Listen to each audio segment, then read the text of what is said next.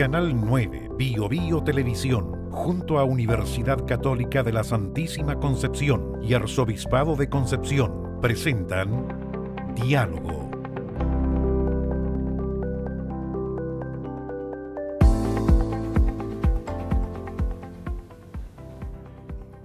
Aquí estamos nuevamente en diálogo con los profesores y alumnos de Audiovisual y Multimedia, con el Arzobispado de la Santísima Concepción y por supuesto Canal 9 Bio Bio Televisión, para hablar de los temas que a usted le importan.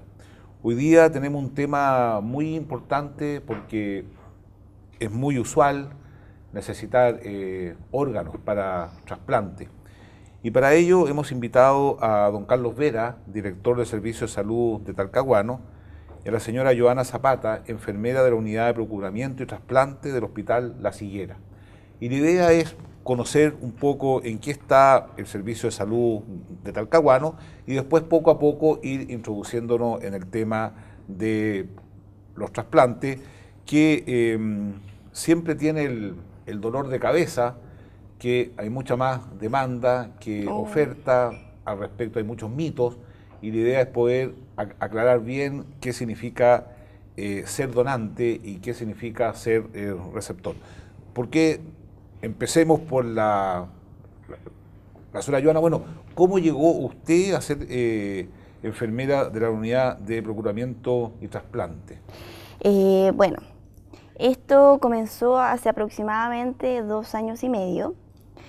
Bueno, desde que yo salí de la universidad y desde que fui enfermera, siempre me llamó mucho la atención el hecho de la donación de órganos, del trasplante, y en donde yo trabajaba anteriormente también tuve una formación con respecto a este tema. Y bueno, gracias a Dios y por las eventualidades de la vida, llegué al hospital Las Higueras. En primera instancia llegué por un reemplazo de 15 días y me la jugué por ese reemplazo de 15 días. Porque en realidad el tema a mí me gusta, me apasiona. Creo que es una de las labores más bonitas que uno puede realizar como enfermera, independiente de otras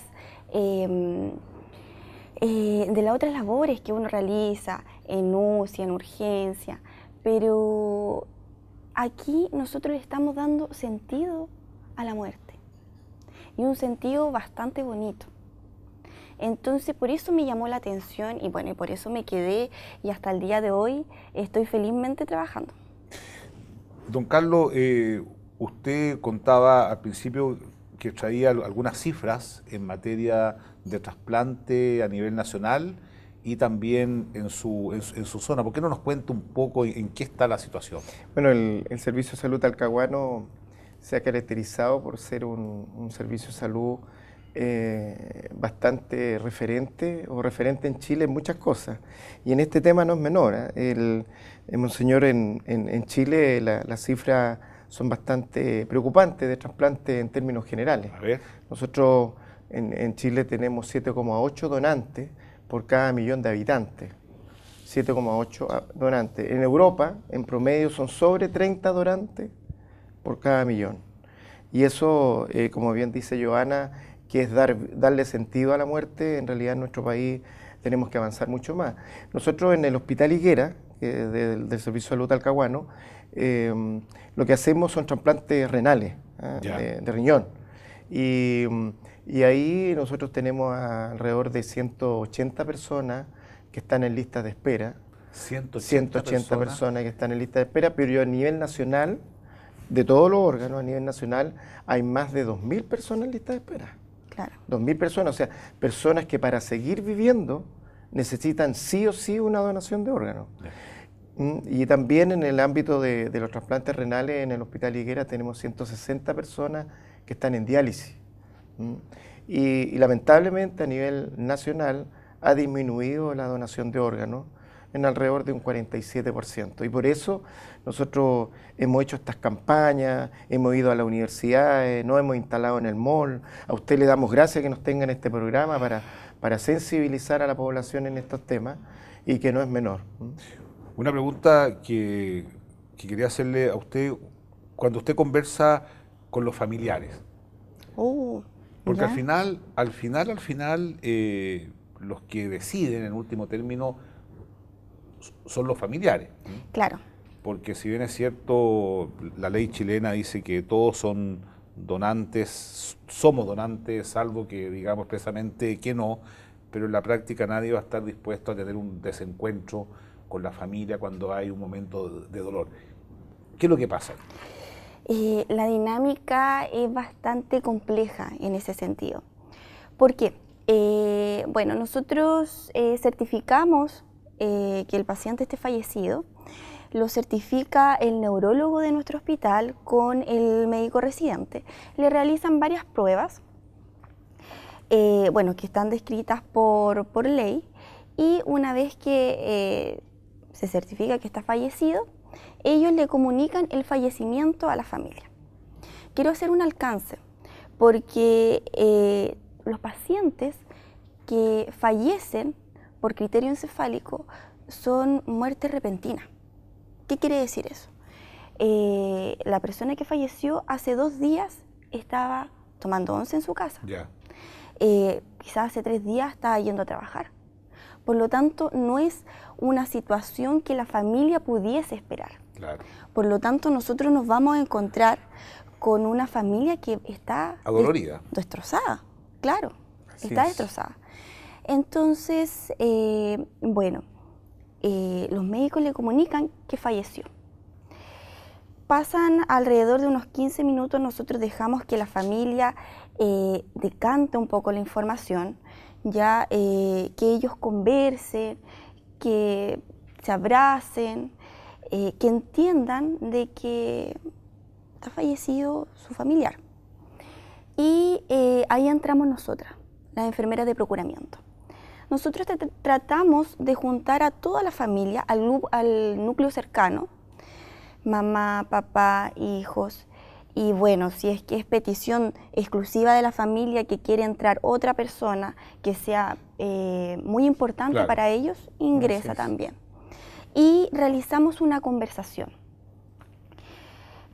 Nosotros partimos siempre preguntándole si tiene alguna duda con respecto a lo que le dijo el médico, con respecto al diagnóstico, a qué fue lo que se le realizó, porque queremos que la familia tenga la confianza absoluta que se realizó todo para salvarle la vida. Y que la su persona familia está realmente fallecida. Exactamente. Además que no todas las personas que fallecen pueden ser donantes. Claro, Claro. obviamente, claro. Porque los que están accidentados, porque hay mitos que de repente Sí. creen que todas las personas pueden ser. No. Situaciones No. como esta es una situación que pueden ser donantes. Sí. Entonces, ¿Por qué? Porque para que una persona pueda fallezca, hay 2 caminos.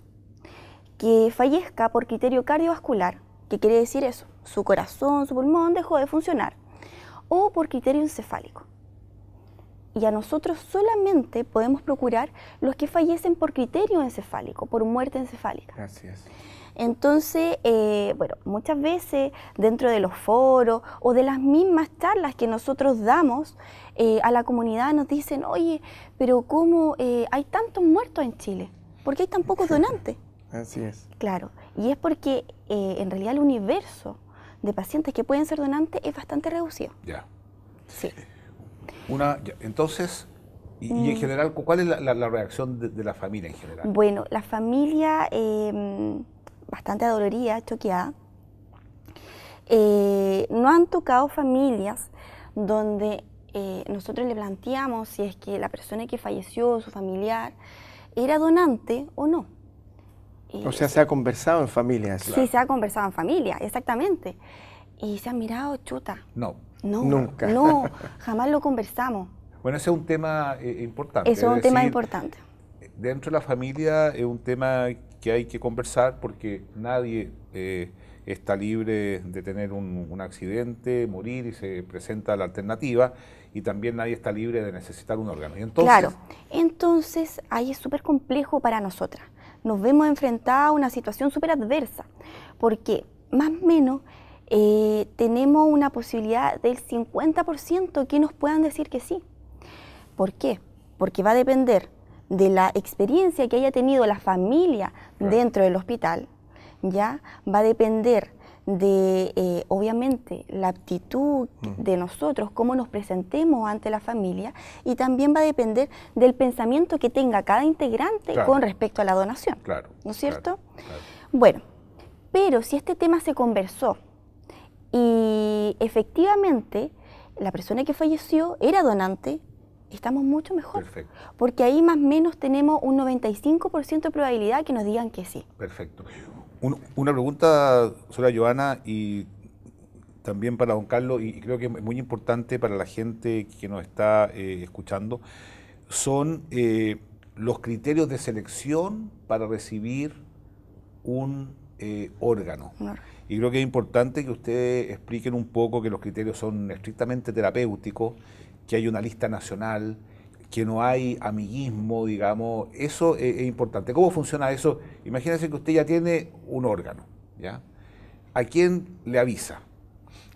Cuando nosotros tenemos un paciente, un potencial donante, nosotros avisamos a la Coordinación Central de Procuramiento y Trasplante. Eso, es importante eso, ¿eh? Sí, que es una entidad que está, que está bajo la supervisión de la Coordinación Nacional de Procuramiento y Trasplante, y ellos son los encargados de hacer las gestiones y determinar el receptor, en conjunto con el el Instituto de Salud Pública, ¿ya? Para eso, nosotros le tomamos varios exámenes al paciente, que lo enviamos a Santiago para que el Instituto de Salud Pública los pueda procesar, y ellos son los que determinan el receptor. Sí, la compatibilidad. La compatibilidad, sí. Y toda esa información es comunicada a nosotras a través de la Coordinación Central. Y eso también es, perdona Joana, monseñor, es también a nivel privado. O sea, hay clínicas privadas que también procuran, esto es nacional, no, nacional. Sí. No es público una parte y los privados otra, es nacional. Claro, la lista de espera que usted mencionaba, que son 2.000 pacientes, se incluyen pacientes públicos y pacientes privados. Ya. No hay distinción con respecto a eso. Ya. O sea, no hay una relación bajo ningún punto de vista comercial, absolutamente gratuito. Esto es muy importante dejarlo claro, y que tiene que ver como un acto de amor a aquel que más lo necesita. ¿Y cuáles son los criterios? O sea, bueno, uno, la histocompatibilidad. Exactamente. Después el otro será el tiempo. El tiempo, porque es distinto si hay un órgano en Punta Arenas, por ejemplo, es mucho más complejo llevarlo a Arica, por ejemplo. En la parte logística. La parte logística también, y también la capacidad de éxito que tenga la operación también, ¿no? Claro, sí. Mire, sobre todo acá en Concepción, es súper importante la logística que nosotros realicemos con los equipos de extractores. Como mencionamos anteriormente, nosotros somos equipo de extracción renal, pero supongamos el paciente que tenemos nosotros puede ser donante de hígado, donante de corazón, donante de pulmón. Ah, ya. Multidonante. Ya. Exactamente, un multiorgánico. Entonces, la coordinación ahí es un poco más compleja. Tenemos que tener en cuenta, bueno, ahora tenemos el hospital regional que realiza trasplante de corazón, ¿ya? Por lo tanto, estamos un poco más cerca, pero de repente los equipos vienen desde Santiago. Desde Santiago porque probablemente la persona que necesita el órgano, que está en prioridad nacional, está en Santiago. Así es. Entonces el órgano se va para allá. Bien. Entonces ahí hay que coordinar un vuelo que traiga al equipo, llegue acá, saquen el órgano e inmediatamente se van a trasplantarlo al hospital donde está la urgencia. O sea, estamos hablando de cuánto tiempo que un riñón, en el caso que ustedes más conocen, puede estar disponible. Está disponible desde que se extrae hasta que llega hasta que se trasplanta, al paciente. Puede estar 20 horas. Ah, ya. 20. El riñón es un órgano bastante noble en ese sentido. No es lo mismo con los otros órganos. Exactamente, no es lo mismo que otro órgano. Por ejemplo, el corazón, fuera del cuerpo, a lo más podría estar 4 horas. A lo más, ya. A lo más. Entonces, por lo tanto, tiene que del lugar donde se extrae el corazón tiene que ser cerca de donde se va a implantar. Perfecto. Lo mismo el hígado. El hígado. 6 horas. a Por lo más. eso, monseñor, nosotros como Servicio de Salud, junto con los equipos profesionales, que es lo que más necesitamos nosotros, gente como Joana en los servicios de salud, estamos tratando de potenciar otro tipo de trasplantes también. Ya. Independiente que por un lado no tenemos hoy día una gran cantidad de donantes, no obstante tenemos que también estar preparados para lo que estamos pidiendo. Y eso le hemos pedido al Ministerio de Salud, que nos ayude, ¿cierto? Y nosotros le estamos colocando a disposición profesionales, como por ejemplo para lo que queremos en el futuro tener en el Hospital Higuera, que es el trasplante hepático. Ya, o sea, en el Tener la futuro están trasplante hepático y usted me contaba, profesora Joana, que también está el trasplante óseo. Bueno, sí, ese es un proyecto que hemos ido trabajando con el equipo de traumatología de nuestro hospital y que prontamente vamos a tener resultados. ¿Qué es lo que sucede? Que el hospital anualmente gasta mucho dinero en sustitutos óseos. Los sustitutos óseos se utilizan, como le explicaba anteriormente, en pacientes, no sé, que tienen un tumor óseo. Hay que sacar ese tumor óseo y se rellena con algo. ¿Y con qué se va a rellenar? Con las cabezas femorales que nosotros vamos a procurar y vamos a enviar a radioesterilizar. Perfecto. Por lo tanto, vamos a estar produciendo el insumo dentro de nuestro hospital. Eso se obtiene cuando hay trasplante de cadera, ¿cierto, Joana? Sí, lo que pasa es que una persona que necesita hacerse una prótesis de cadera por primera vez, se tiene que cortar la cabeza femoral.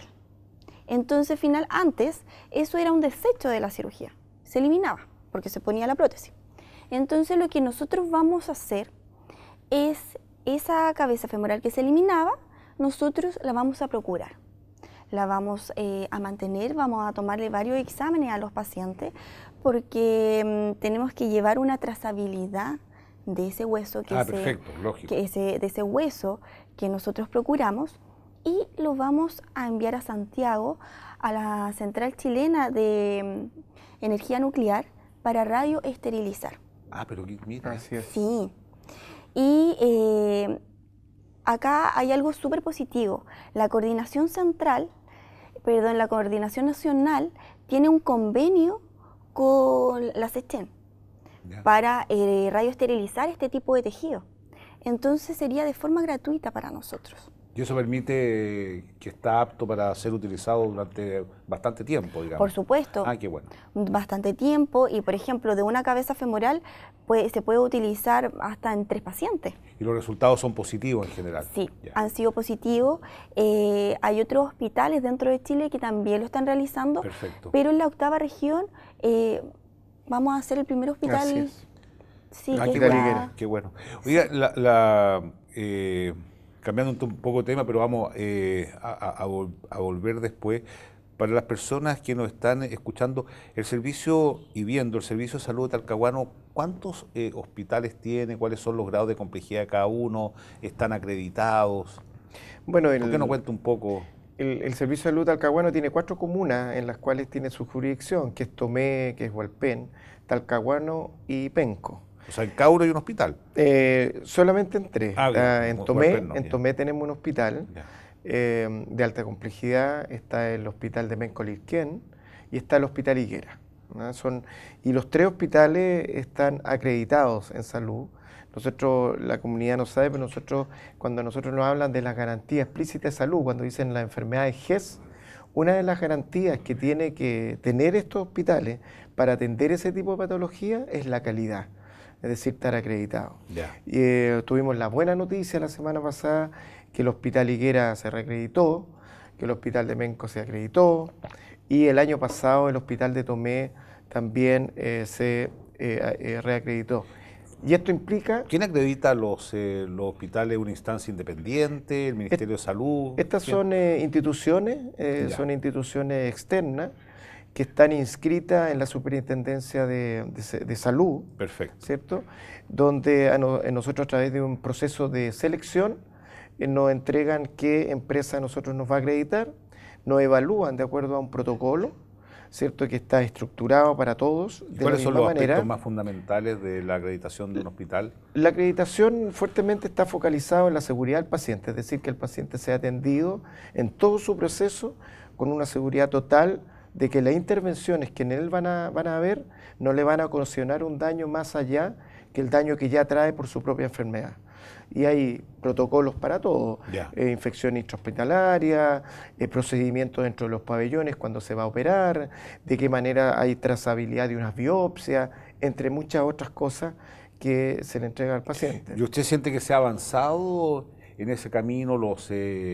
¿Los profesionales están capacitados para entender estas nuevas metodologías, donde se integra mayor tecnología, donde se integran otros profesionales, los sistemas computarizados? ¿En qué está eso en el ámbito educacional, digamos? Sí, por supuesto. Joana lo vive desde adentro. Sí, yo lo vivo desde adentro, exactamente. Cada modificación que se ha hecho dentro del hospital se ha capacitado al personal, de manera de que nosotros sepamos cómo funciona. Ahora están con el tema de la ficha electrónica, sí, y nosotros tuvimos que aprender. Y para eso nos capacitaron, nos dieron una clave, y nosotros de a poquitito, bueno, uno se va... ambientando. Claro, ambientando. Sí, es difícil el paso desde la ficha de papel a la ficha electrónica, pero de a poquitito, con paciencia y con capacitación, se puede lograr. Ya. Y ese es un aporte, porque esa ficha la pueden ver muchos especialistas, digamos. Claro, por supuesto. Lo que se busca con eso, monseñor, de tener todo en línea, es poder tomar decisiones con mucha, yo diría, con mayor información. Hoy día, ahora, lo que quiere el ministro, por ejemplo, hoy día, el ministerio del ministro Santelice, lo que quiere también es hablar un poco del hospital digital, es decir, que en algún momento, cosa que todavía no tenemos, de toda la ficha electrónica en Chile sea una sola. Es decir, yo ingreso para ver un paciente con el RUT, en Arica y en Punta Arenas yo pueda ver lo mismo, y no que esté esto dividido por hospital o por establecimiento, incluso por región.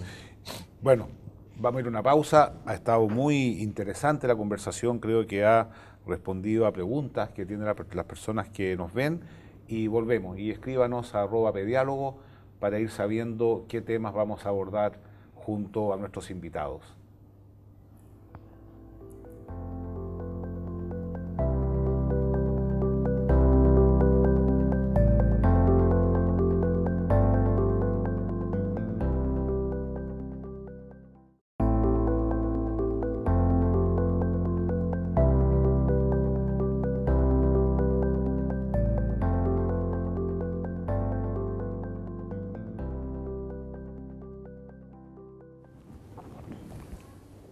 Aquí estamos nuevamente con nuestros alumnos y profesores de audiovisual y multimedia, el Arzobispado y Canal 9 Bio Bio TV, para hablar sobre un tema interesante que es el ámbito de la salud en la zona de Talcahuano y sobre todo respecto de los trasplantes. Quisiera hacerle una consulta. Desde que cambió la ley, en el sentido que son todos donantes, salvo que se exprese lo contrario, respecto de antes, que había que explícitamente declararse donante, ¿ha habido alguna diferencia sustancial en el número de personas que donan?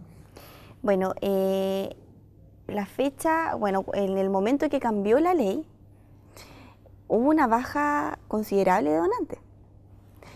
Pero a medida que ha ido pasando el tiempo, ha ido progresivamente en alza. Hasta este año. Este año, sí. Sí. De hecho, el año 2017 fue el año que se hicieron más procuramientos a nivel nacional. Llegamos a una tasa de 10 donantes por millón de habitantes. Ya. Que en realidad es una tasa histórica porque jamás Chile había tenido una tasa tan alta. ¿Y por qué bajó este año, cree usted? ¿A qué se lo atribuye? Bueno, se lo atribuimos principalmente a un dictamen de Contraloría. Lo que sucedió es que Contraloría hizo una investigación a todo el proceso de procuramiento y de trasplante y determinó que las personas que estaban inscritas en el Registro Nacional de No Donantes, que lo lleva el registro civil, no se podía hacer la consulta a la familia. O sea, todo paciente que a nosotros nos notificaban, debíamos revisarlo en el registro civil y ver bajo qué calidad estaban. Y si aparecía como no donante, nada que hacer. Nada que hacer. No teníamos posibilidad de preguntarle a la familia, claro, nada, porque era una decisión que tomó en algún momento él. Sí, y de hecho, le quiero comentar que dentro del primer semestre, porque esto cambió en julio la Contraloría dijo que revirtió el dictamen y de enero a julio nosotros tuvimos 5 pacientes que descartamos por este motivo y 2 fallecieron. O sea, a esas 2 personas nosotros le pudimos haber consultado si es que eran donantes o no. Claro. Pero lamentablemente por el dictamen de Contraloría no lo pudimos hacer. Perfecto. Una pregunta... ahora en ese aspecto... Por favor, don Carlos, con toda confianza. Sí.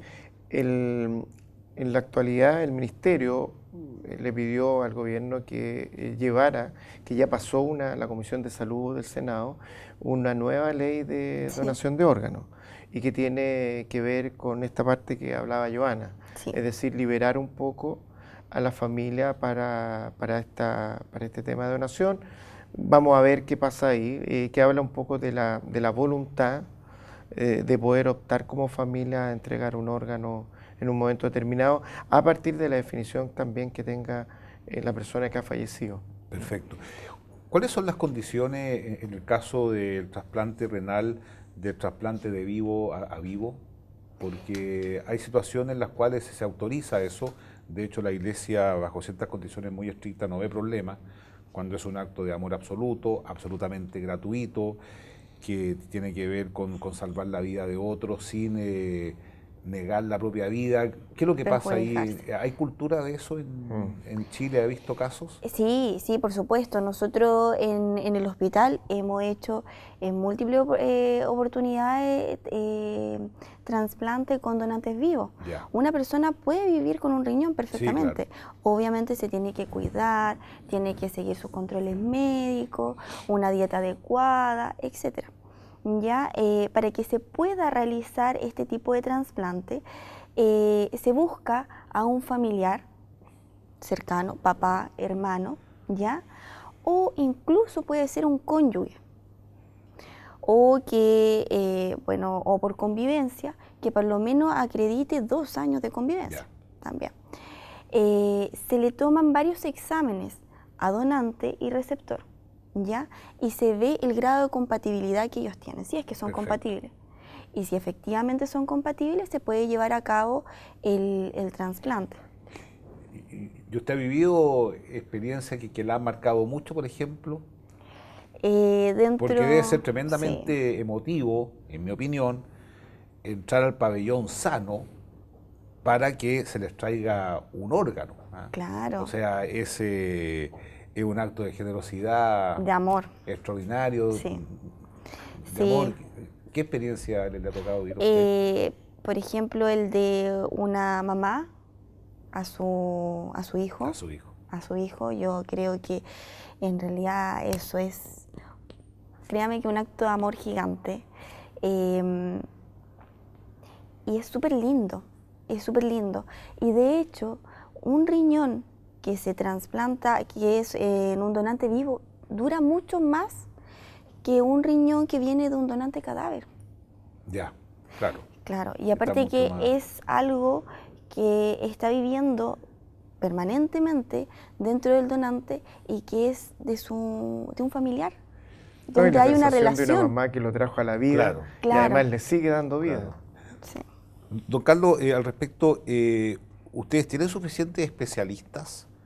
¿En la región hay suficientes especialistas?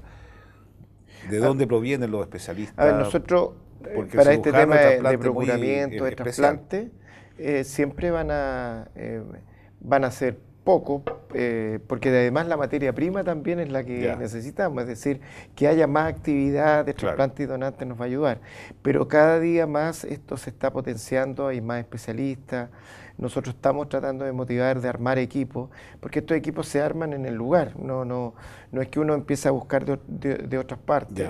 Nosotros aquí en la zona tenemos bastantes universidades con facultades de medicina y que hoy día están preparándose para esto potenciarlo en el tiempo. Nosotros con todas estas actividades que desarrollamos lo único que queremos es que aumente la cantidad de donantes de órganos, pero el equipo que hay existe y está preparado hoy día. Nosotros tenemos, efectivamente estamos focalizados en Higuera hoy día en los trasplantes renales. Ya, con la posibilidad de avanzar en el ámbito hepático y también avanzar en el ámbito óseo. Ahora, para favor, complementar, por favor, para complementar, para nosotros poder ir avanzando en esto, como esto requiere presupuesto, sin duda, desde el punto de vista, uno esto lo lleva al ministerio. El ministerio hoy día está potenciando mucho para que los diferentes establecimientos de salud en Chile vayan caminando hacia el trasplante. Por una cosa que decía aquí Joana, que tiene relación con los tiempos. Si yo tengo que estar yendo a Santiago para un trasplante porque no lo tengo en la región, obviamente ese órgano va a estar un poquito más dañado, entre comillas, para llegar en buenas condiciones. Entonces, en la medida que tengamos gente como Joana, profesionales como Joana, que se estén preparando en esto, ella lleva 2 años y medio, médicos que se preparen en esto, hay médicos que se interesan en este tema porque se subespecializan, porque ellos tienen que tener una especialidad base y se subespecializan en trasplante, en procuramiento.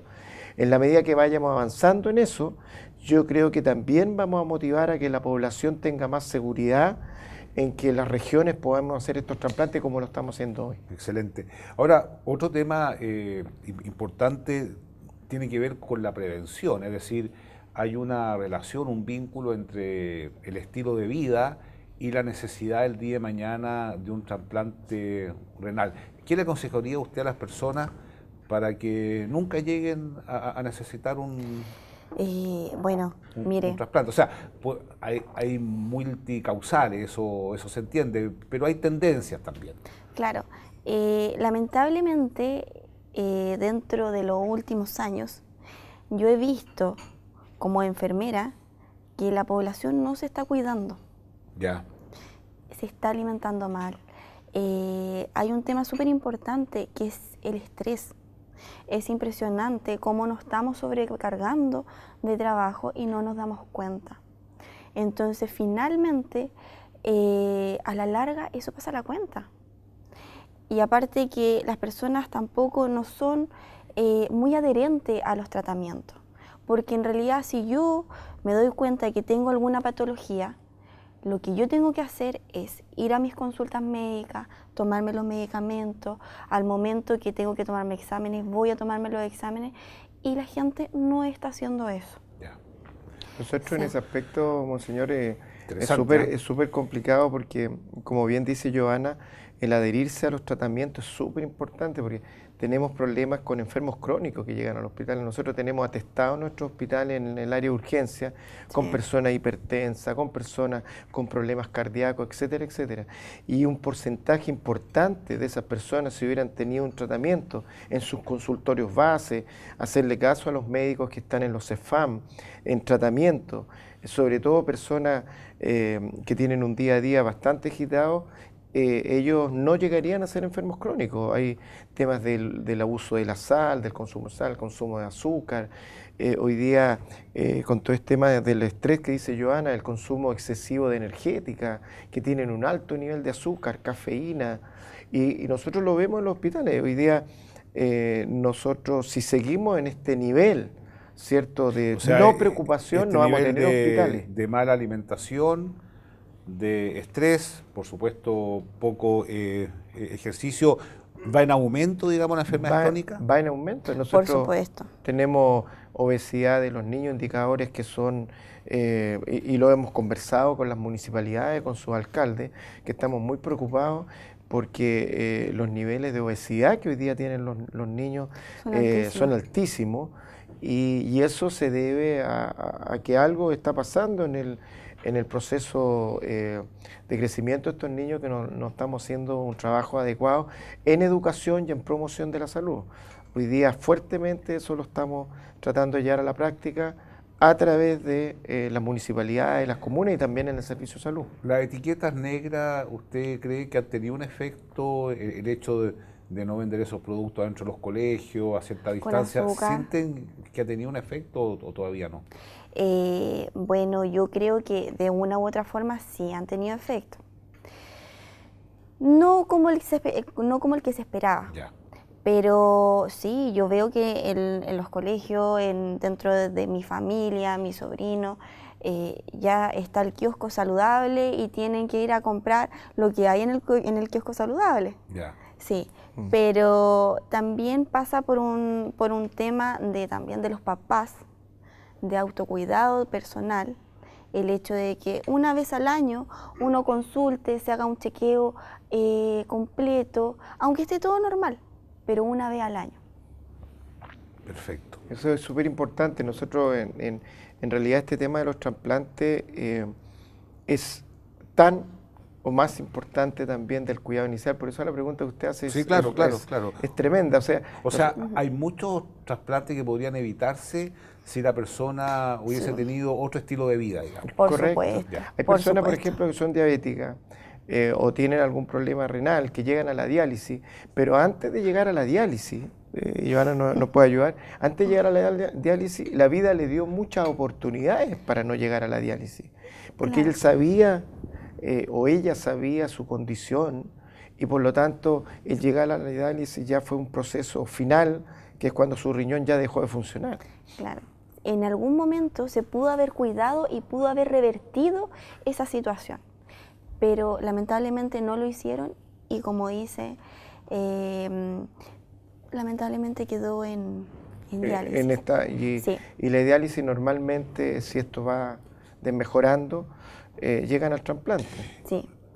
Los CEFAM, los hospitales que ustedes ¿tienen capacidad para hacer chequeo a las personas rutinariamente? ¿Existe una dinámica para ello? Sí, claro. ¿Sí? A ver, nosotros el concepto de CEFAM, que es los centros de salud familiar, lo que buscan es una actividad netamente preventiva. Ellos se dividen por sectores. Los sectores tienen nutricionistas, psicólogos, médicos familiares, etcétera, etcétera. Son eminentemente preventivos.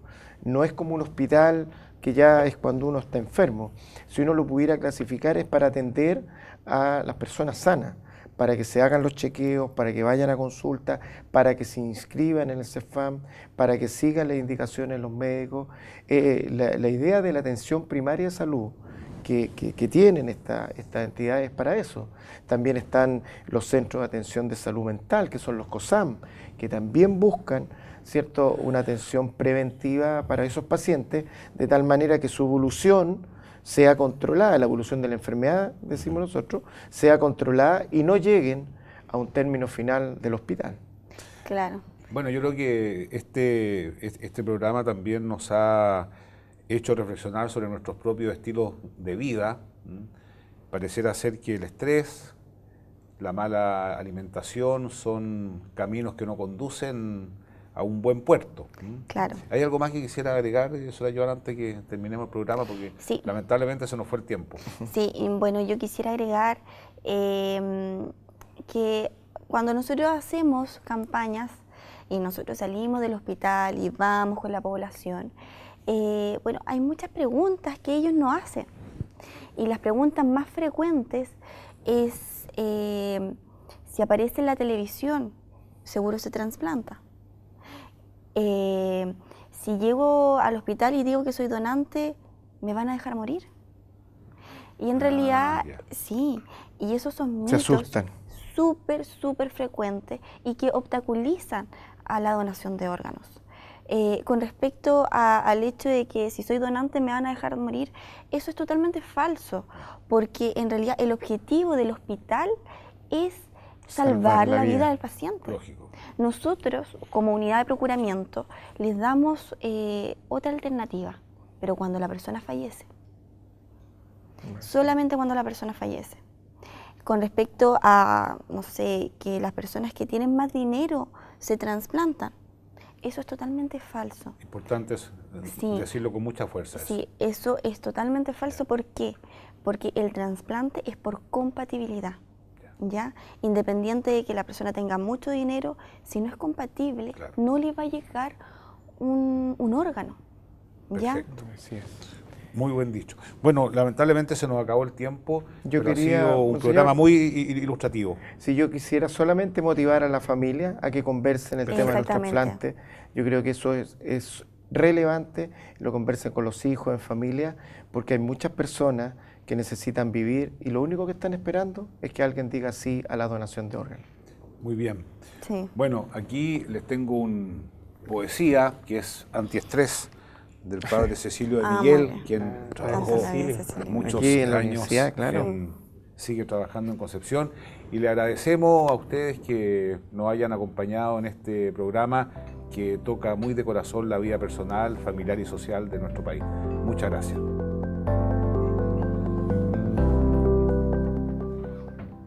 Canal 9 Bio Bio Televisión, junto a Universidad Católica de la Santísima Concepción y Arzobispado de Concepción, presentaron Diálogo.